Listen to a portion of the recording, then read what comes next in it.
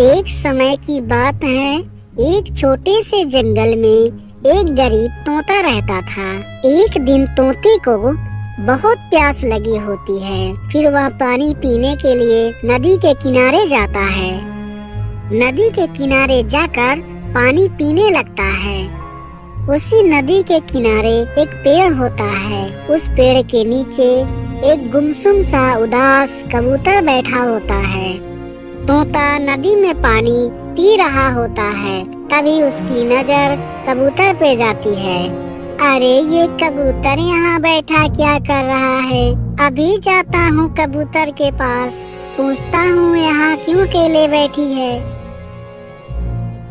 अरे कबूतर बहन, तुम यहाँ अकेले क्यों बैठी हो? तोता भैया, मैं इस जंगल में अकेली ही हूँ, मेरे साथ कोई नहीं रहता। मैं नदी में पानी पीने के लिए आई थी, इसीलिए यहाँ बैठी हूँ। कबूतर बहन, क्या तुम मुझसे दोस्ती करोगी? कबूतर और तोता दोनों एक दूसरे के दोस्त हो जाते हैं। दोनों चिड़िया तोते वाले पेड़ पर जाती हैं और फिर दोनों एक घोंसला बनाती हैं। दोनों चिड़िया एक साथ रहने लगती हैं।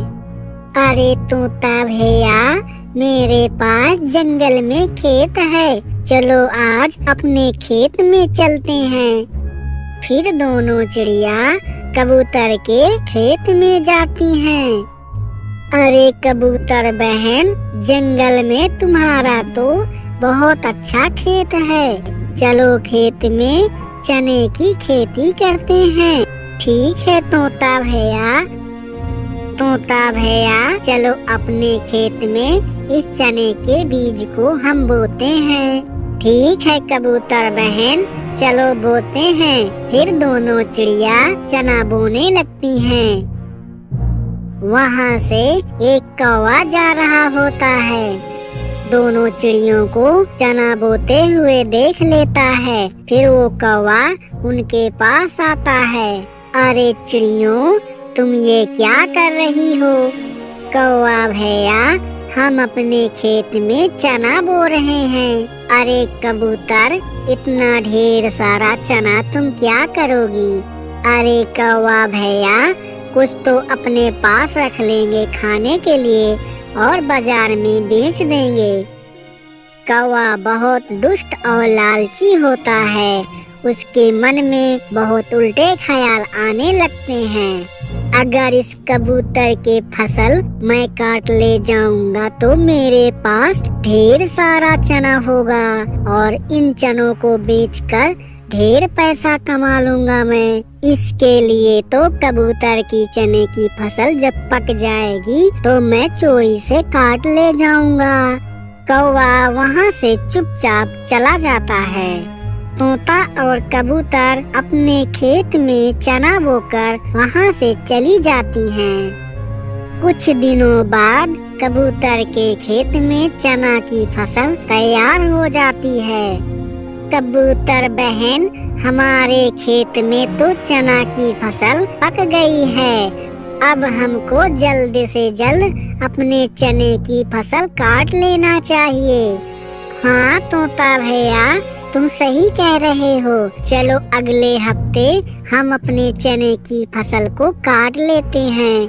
फिर दोनों चिड़िया अपने खेत से चली जाती हैं। इधर दुष्ट कौवा भी कबूतर की चने की फसल पकने का इंतजार कर रहा होता है।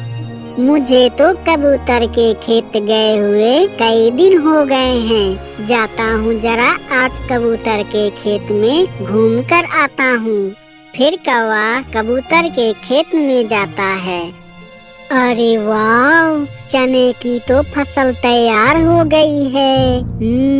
आज रात को आता हूँ, सारी फसल काट ले जाता हूँ। फिर कौवा वहाँ से चला जाता है और रात होने का इंतजार करने लगता है। कौवा खेत में जाकर चने की फसल काटने लगता है। मैंने तो चने की फसल काट ली है, अब यहाँ से चने लेकर रफू चक्कर हो जाता हूँ। कौवा वहाँ से चना लेकर भाग जाता है। सुबह होते ही दोनों चिड़िया अपने खेत में आती हैं। दोनों चिड़िया अपने खेत में चने की फसल ना पाकर बहुत दुखी होती हैं और दोनों रोने लगती हैं। तभी वहाँ से एक चील गुजर रहा होता है। दोनों चिड़ियों की रोने की आवाज सुनकर उनके पास आता है।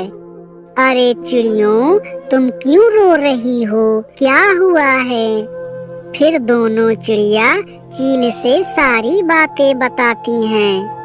अरे चिड़ियों, आज रात को एक कौवे को मैंने देखा था।